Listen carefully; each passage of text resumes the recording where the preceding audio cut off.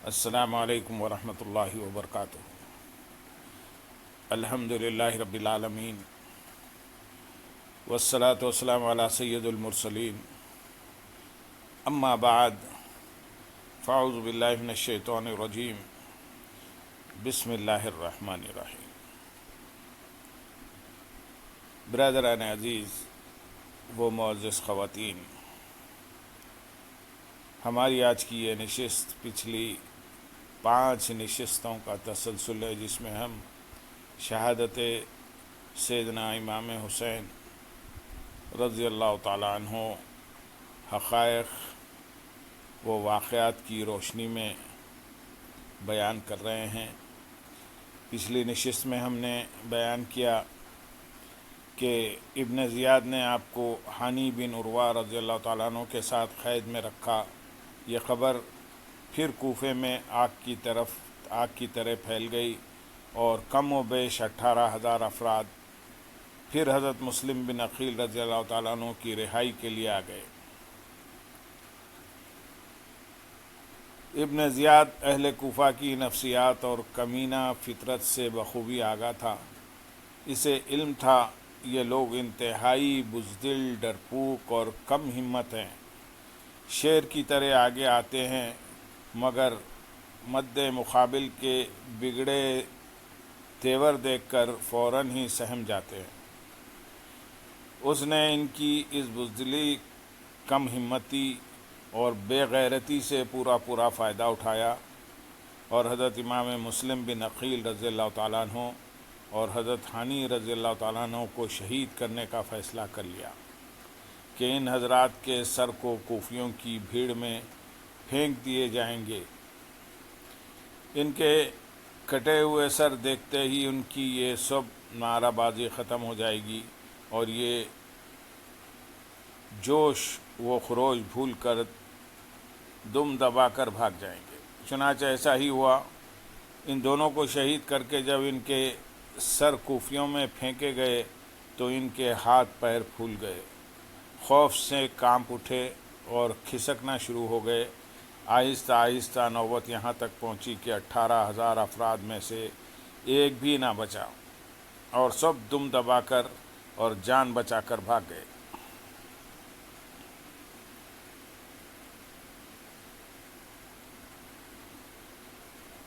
حضرت مسلم بن عقیل رضی اللہ تعالیٰ عنہ نے جب یہ منظر دیکھا تو اپنے چھوٹے صاحبزادوں کو، چونکہ معصوم بچے حضرت محمد اور حضرت ابراہیم اپنے ابا کے ساتھ کوفہ آئے تھے، ان کو قاضی شرعی کے ہاں حفاظت کے لیے بھیج دیا۔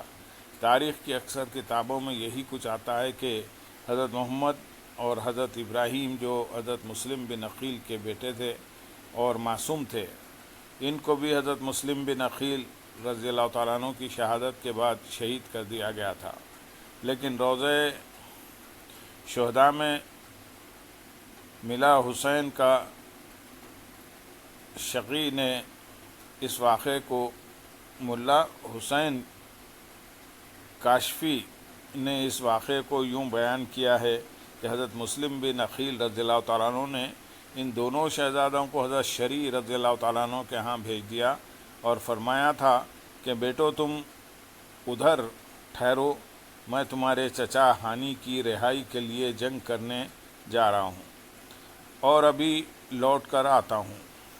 وہ دونوں اسی لمحہ سے اپنے والد کی واپسی کا انتظار کر رہے تھے۔ سارا دن گزر گیا، پھر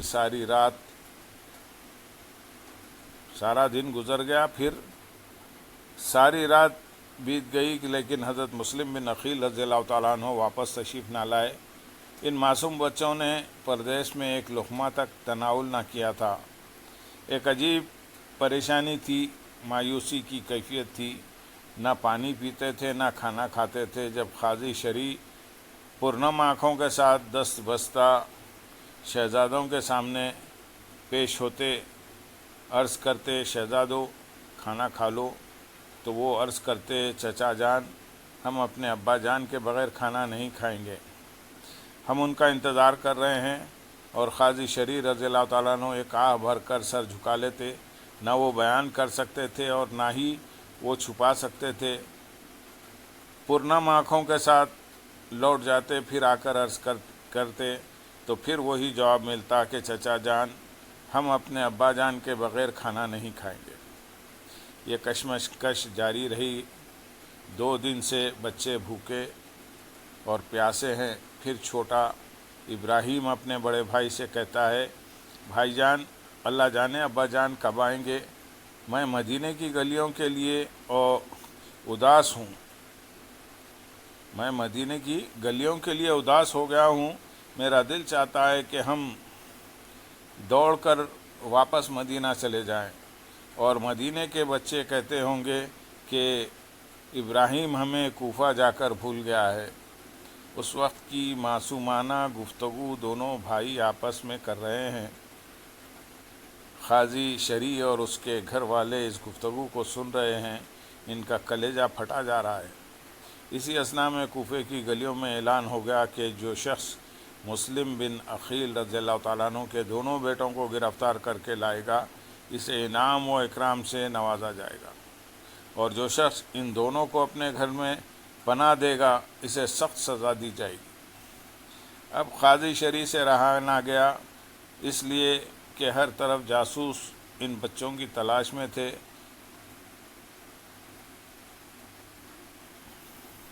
اس لیے وہ دل تھام کر بڑی پریشانی کے عالم میں شہزادوں کے سامنے آ کر عرض کرنے لگے، میں بڑے افسوس کے ساتھ تمہیں یہ خبر سنانے کے لیے مجبور ہوں کہ تمہارے بابا حضرت مسلم بن عقیل رضی اللہ تعالیٰ عنہ کو شہید کر دیا گیا ہے، اور یہ ہزاروں کوفی جو کل تک تمہارے ہاتھ چومتے تھے، تمہارے دامن چھو چھو کر اپنی آنکھوں سے لگاتے تھے، اور تمہارے بابا کے ہاتھ پر بیعت کر کے ان کی خاطر کٹ مرنے کا اعلان کرتے تھے، سب کے سب تمہارا ساتھ چھوڑ چکے ہیں۔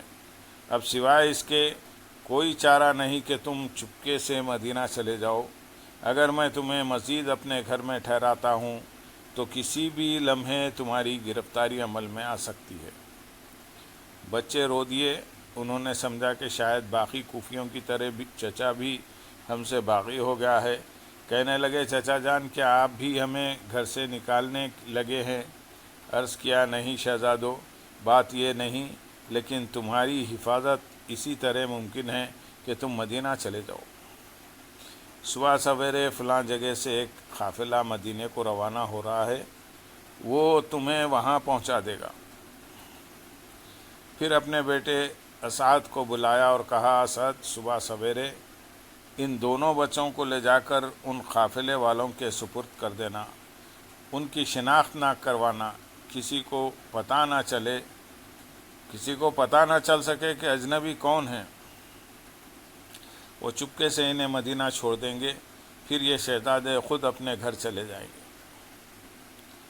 اسعد بن شریح علیہ صبح حضرت ابراہیم اور حضرت محمد کو لے کر اس قافلے کی جانب روانہ ہوئے، لیکن افسوس کہ یہ قافلہ کچھ دیر پہلے روانہ ہو چکا تھا۔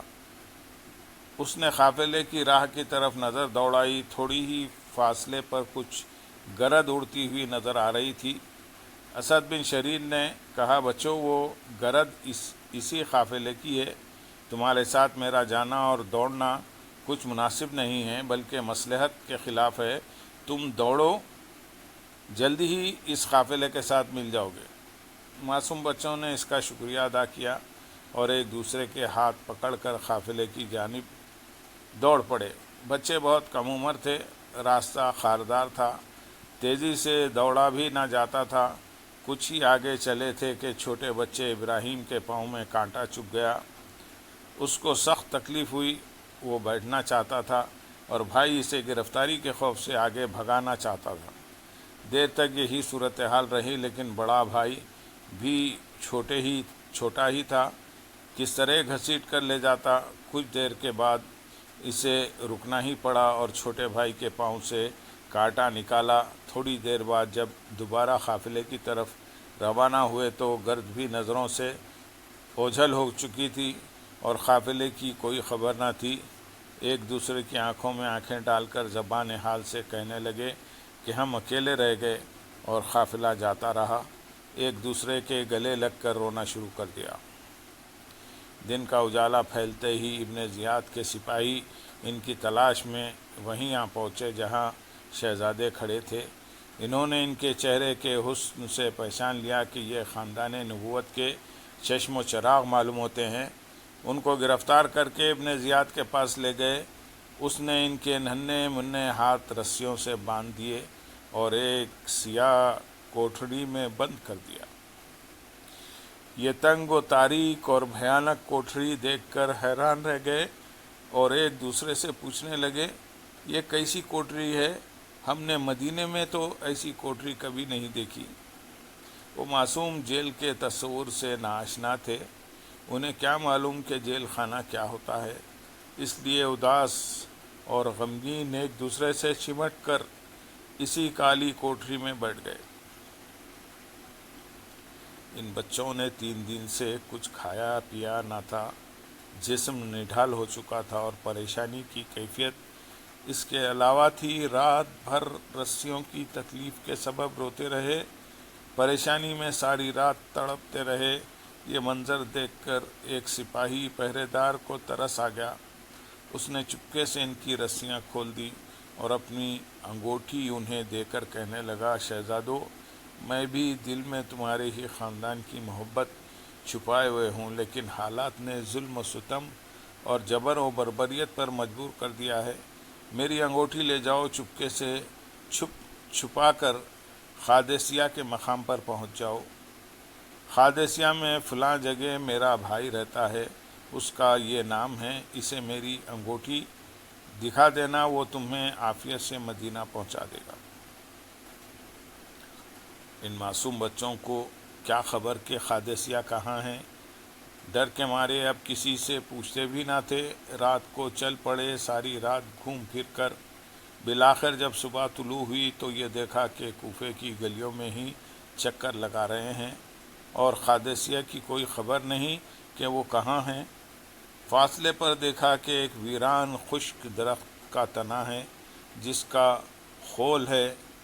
چھوٹے سے معصوم بچے پھر ایک دوسرے کے گلے لگ کر رو پڑے اور درخت کے خول میں چھپ گئے کہ سارا دن تو یہاں رہیں گے، پھر رات ہوگی تو دیکھا جائے گا۔ وہ کھڑے ہی تھے کہ درخت کے قریب بہنے والے ایک چشمے سے پانی بھرنے کے لیے ایک لونڈی ادھر آ گئی۔ اس کی نظر جب ان 2 معصوم بچوں پر پڑی تو بولی، تم کون ہو؟ سچ بولنے کے عادی تھے، بول پڑے، ہم مسلم بن عقیل رضی اللہ تعالیٰ عنہ کے بیٹے ہیں۔ فوراً آئی اور ان 2 شہزادوں کو اپنے گھر لے گئی، ان کو نہلایا دھلایا، دن بھر ان کا خیال رکھا، رات کو ایک الگ کمرے میں کھانا کھلا کر چھپا دیا۔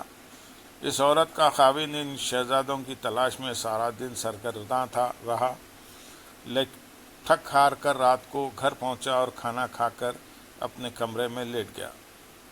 ایک کمرے میں وہ مالکہ اور اس کا شوہر لیٹے ہوئے تھے، دوسرے کمرے میں تنہا 2 معصوم بچے تھے۔ اچانک رات کو ایک بھائی خواب دیکھتا ہے کہ بہشت کا منظر ہے اور ہمارے نانا سیدنا محمد صلی اللہ علیہ وسلم ایک مجلس میں جلوہ افروز ہیں۔ وہ بچہ دیکھتا ہے کہ حضور صلی اللہ علیہ وسلم کے دربار میں حضرت علی رضی اللہ تعالیٰ عنہ شیر خدا بھی ہیں اور حضرت سیدہ عالم فاطمہ زہرا رضی اللہ تعالیٰ عنہ بھی ہیں، حضرت امام حسین رضی اللہ تعالیٰ عنہ بھی ہیں اور ان کے والد حضرت مسلم بن عقیل رضی اللہ تعالیٰ عنہ بھی ہیں۔ اور حضور صلی اللہ علیہ وسلم حضرت مسلم بن عقیل رضی اللہ تعالیٰ عنہ سے فرما رہے ہیں، بیٹے مسلم بن عقیل، خود آ گئے ہو اور بچوں کو اکیلا چھوڑ آئے ہو؟ اس پر حضرت مسلم بن عقیل رضی اللہ تعالیٰ عنہ رو کر عرض کرتے ہیں، یا رسول اللہ صلی اللہ علیہ وسلم، چند گھڑیوں کی بات ہے، وہ بھی آ رہے ہیں۔ بس یہ گفتگو سنی، یہ منظر دیکھا تو بچہ بے ساختہ چیخ اٹھا، اس کی چیخ بلند ہوئی اور دوسرا بھائی بھی بے ساختہ چیخ پڑا اور پھر دونوں ایک دوسرے کے گلے لگ گئے، رونے لگے۔ بھائی پوچھا، بھائی تم کیوں رو رہے ہو؟ وہ کہنے لگے، ابھی ہمارے نانا جان نے بابا جان سے پوچھا ہے کہ مسلم بچوں کو اکیلا کیوں چھوڑ آئے ہو؟ اور بابا جان نے کہا کہ حضور وہ بھی آ رہے ہیں۔ بڑا بھائی قسم کھا کر کہنے لگا، ابراہیم میں نے بھی یہ منظر دیکھا ہے۔ بس وہ زار و قطار رو پڑے، ان کی آواز بلند ہوئی تو اس ظالم کی بھی آنکھ کھل گئی۔ اس نے اپنی بیوی سے پوچھا، اس کمرے میں کون بچے رو رہے ہیں؟ اس نے جواب دیا کہ ظالم اب اس قصے کو بھول جا۔ خیر اس نے بیوی کو مارا پیٹا اور سختی سے دروازہ توڑ کر اور اندر گھس گیا۔ بچے تھرا رہے تھے، خوف سے کانپ رہے تھے۔ اس نے آ کر بچوں کو گیسوں سے پکڑ لیا، تماچوں سے مارنا شروع کر دیا۔ وہ ظالم کہتا تھا کہ ظالموں، میں 3 دن سے مسلسل تمہاری تلاش میں ہوں اور تم یہاں آرام سے چھپے ہوئے ہو۔ نہ مجھے کھانے کا ہوش ہے نہ پینے کا۔ تم نے مجھے بے حد پریشان کیا ہے، اب تمہیں نہیں چھوڑوں گا۔ بچوں نے کہا، بتاؤ تو صحیح، ہم نے تمہارا کیا بگاڑا ہے؟ تم ہمیں کس وجہ سے مار رہے ہو؟ وہ آگے کوئی جواب نہ دے سکا اور گرفتار کر کے ابن زیاد کے پاس لے گیا۔ ابن زیاد نے بھی ان بچوں کو قتل کرنے کا حکم دے دیا۔ اس شخص نے دونوں شہزادوں کو پکڑا اور شہر کے گوشے میں لے جا کر باری باری اپنی تلوار سے دونوں کو نہایت بے دردی سے قتل کر ڈالا۔ چمنستان مصطفیٰ صلی اللہ علیہ وسلم کے یہ دونوں پھول کھلنے سے پہلے ہی مرجھا گئے۔ ان کا مقدس خون زمین پر بہہ گیا، سر تن سے جدا ہو گئے اور تن خاک پر ماہی بے آب کی طرح تڑپنے لگا۔ پھر یہ دونوں سر اور مسلم بن عقیل رضی اللہ تعالیٰ عنہ اور ہانی رضی اللہ تعالیٰ عنہ کے سر صبح یزید کے پاس پہنچا دیے گئے اور اسے اطلاع کر دی گئی کہ تیرے ظلم و ستم کی تسکین کا سامان یوں فراہم کیا جا رہا ہے۔ شہزادے شہید ہو گئے۔ شہادت سے پہلے وہ اس بات پر بھی پریشان رہے کہ ہم تو جا رہے ہیں، لیکن کوئی ہمارے چچا حضرت حسین رضی اللہ تعالیٰ عنہ کو خبر کر دیتا اور انہیں پتہ چل جاتا کہ کوئی کوفی پھر گئے ہیں، وہ یہاں تشریف نہ لائیں۔ یہی تمنا دل میں لیے وہ دنیا سے رخصت ہو گئے۔ انا للہ و انا الیہ۔